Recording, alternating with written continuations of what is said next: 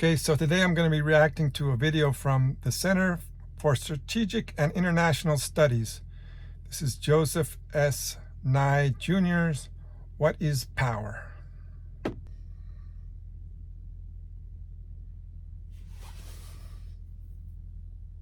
Well, power is the ability to affect others to get the outcomes you want. And there are basically three ways you can do that. You can do it with coercion or threats. You can do it with carrots or promises or payments. And you can do it with attraction. And of those three ways of using power, the first two, threats or payments, I call hard power. And the third, the ability to get what you want through attraction and persuasion without the use of coercion or payment, I call soft power. And all three are elements of the ways in which you get others to do what you want.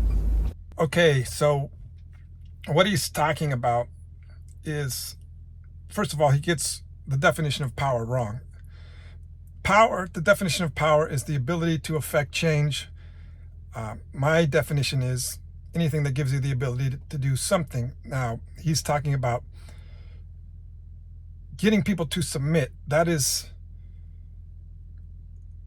part of power. The power, because you're affecting change, it is power, but it's not power. It's submission. It's getting people to submit.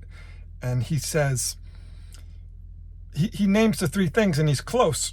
The three ways to get someone to submit. The three ways are, you could get people to submit voluntarily, or through trade, or through coercion. So he's close, but completely off.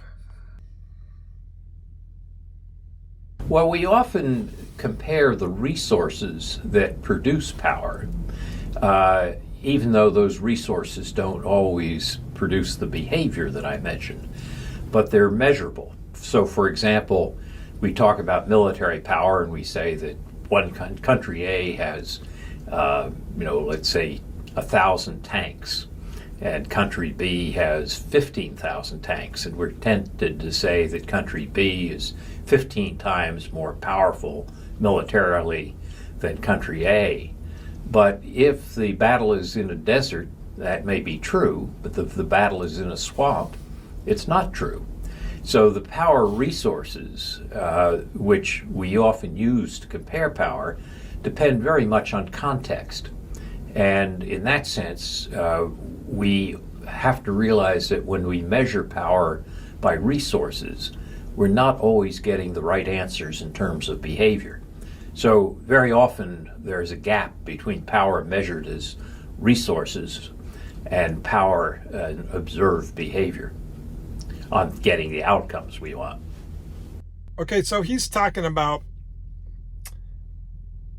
the nations competing for power. And of course, he doesn't understand the global competition for power. That's why he's looking at nations and not understanding that it's the individual who's competing for power, not the nation.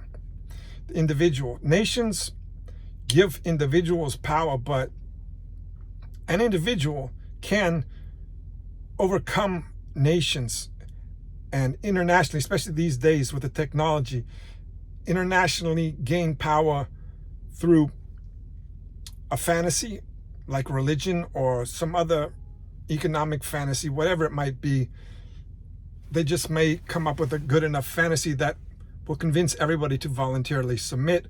They could come up with a new technology that could coerce everyone into submitting, or